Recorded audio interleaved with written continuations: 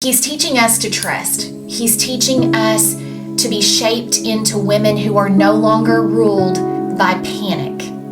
We are no longer driven by this sense of internal urgency and hurry that steals the presence of ourselves with those we love around us. We are no longer believing everything depends on us.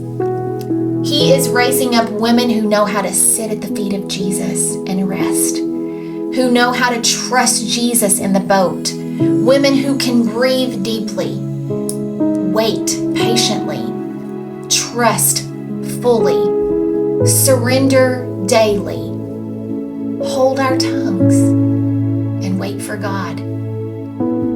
The disciples wanted a change in their circumstances.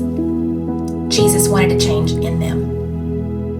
And He wants the same thing for us.